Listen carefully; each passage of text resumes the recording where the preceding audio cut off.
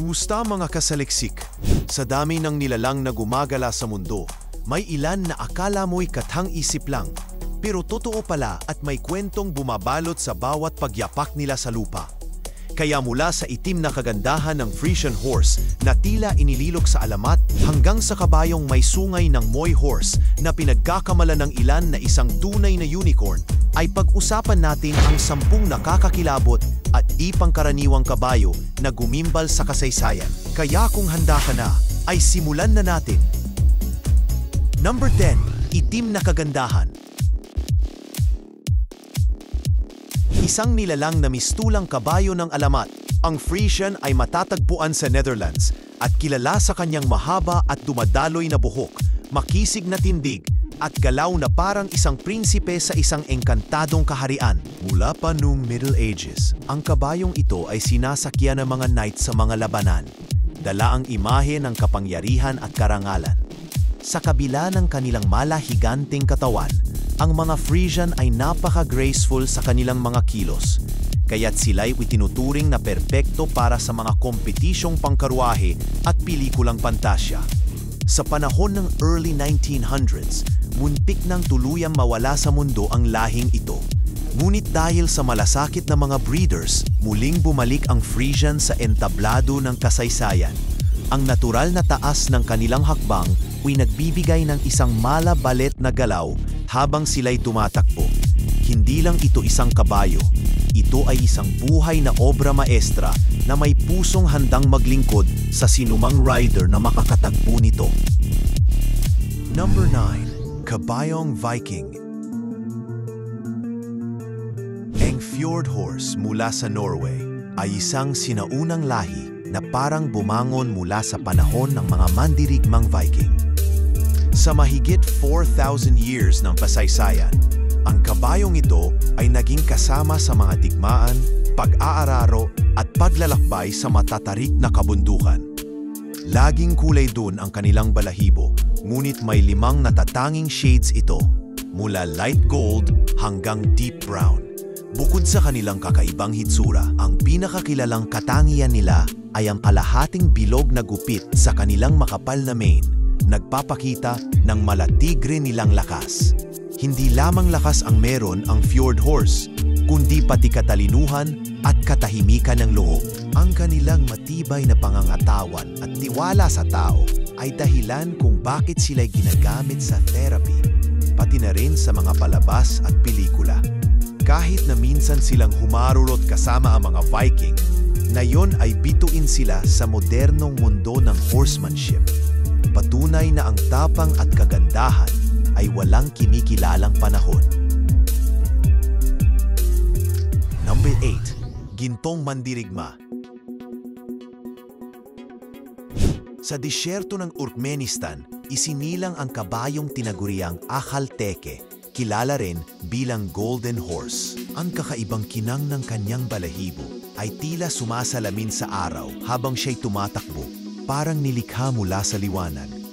Isa ito sa mga pinakamatandang lahi sa buong mundo at ayon sa kasaysayan, lumaban sila sa mahahabang distansya ng walang humpay.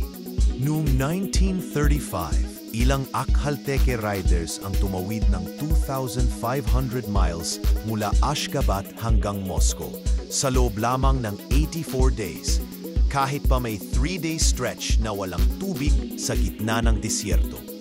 Hindi lang sa hitsura kahanga-hanga ang lahing ito, kundi pati na rin sa bilis, lakas ng loob, at katapatan.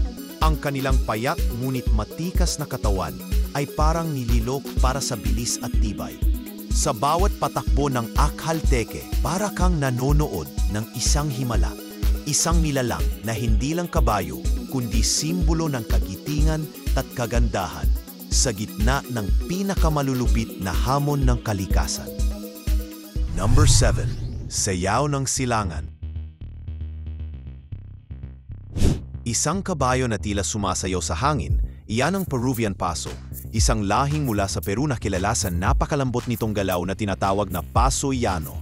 Sa halip na yayanig ang katawan ng sakay nito, ang kabayong ito ay nag-aalay ng malapadyak na paggalaw na parang inaatay ka sa isang mahinhing sayaw.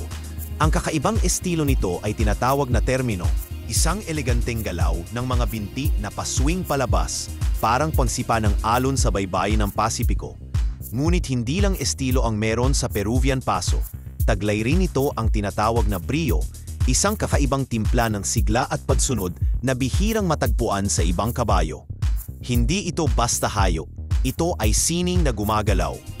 Mula sa makukulay na pista hanggang sa maputik na bundok, ang kabayong ito ay patunay na sa bawat pag-indak ng kanyang mga paa ay may kasaysayang sumasabay sa hangin ng Peru. Number 6. Kabayong panahon ng bato. May isang kabayo na parang inilabas mula sa lumang kwento ng kalikasan, ang Rioche horse mula sa Tibet. Sa unang tingin pa lamang, mapagkakamalan mo itong kabayong inilimbag sa kuweba ng mga sinaunang tao. Ang kanyang balahibo'y kulay dun.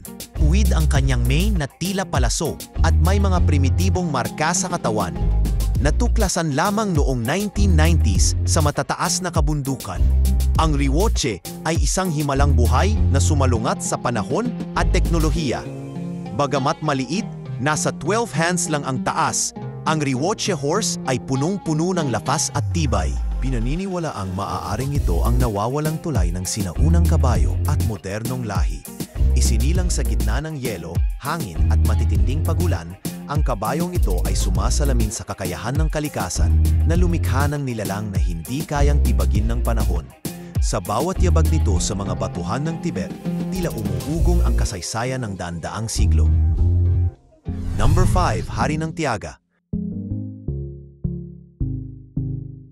Sa mga kapatagan ng Timog Amerika, nangingibabaw ang kabayong tinatawag na Criollo, isang simbolo ng lakas, tibay at katatagan. Isinilang sa mga lupain ng Argentina, Uruguay, Brazil at Paraguay, ang Criollo ay likha ng daan-daang taon ng natural na pagpili at mahihirap na kalagayan. Sa katunayan, dalawang Criollo na sina Mancha at Gato ang naging alamat matapos nilang takbuhin ang 13,000 miles mula Buenos Aires hanggang New York noong early 1900s. Isang karerang walang kapantay sa tagal at distansya. Hindi lang lakas ang puhunan ng lahing ito, ang kanilang hooves ay matitigas na parang bato, kaya hindi na kailangan ng sapatos sa kahit anong lupain. Idagdag mo pa ang kanilang matalinong kilos at kalmadong ugali, bagay na hinahanap-hanap ng sinumang sumasakay. Kung may kabayong karapat-dapat tawaging Ultimate Long Distance Champion, ito na siguro yun. Sa bawat hakbang ng Criollo, dala nito ang kwento ng isang bayani na hindi kailanman sumusuko. Number 4. Munting kababalaghan mula sa Argentina. May isang kabayong tinaguriang Falabella, ang pinakamaliit ngunit isa sa pinakakaibig-ibig na kabayo sa buong mundo. Sa tangkad nitong hindi lumalagpas ng 34 inches, para itong laruan sa laki, ngunit huwag magpalinlang. Kahit gaano ito kaliit, ang postura, lakad at ganda ng katawan ay parang tunay na full-size na kabayo. Sa gitna ng kasaysayan, ang lahing ito ay sinimulan ng pamilyang Falabella na pinino ang mga maliliit na kabayo hanggang makabuo ng perpektong miniature horse. Ang mga Falabella ay kilala rin sa kanilang mapagkalinga at masayahing ugali. Bagamat hindi sila sinasakyan, ginagamit sila sa paghila ng maliliit na karwahe at therapy para sa mga batang may espesyal na pangangailangan. Ang kanilang makukulay na balahibo at banayad na kilos ay parang himig ng isang lullaby sa paningin ng mga bata. Sa maliit nilang katawan, may malaki silang puwang sa puso ng sino mang makakakita. Number 3. Mandirigmang tainga. Sa disyerto ng Rajasthan, India, lumalaban sa init at alikabok ang kakaibang kabayong tinatawag na Marwari.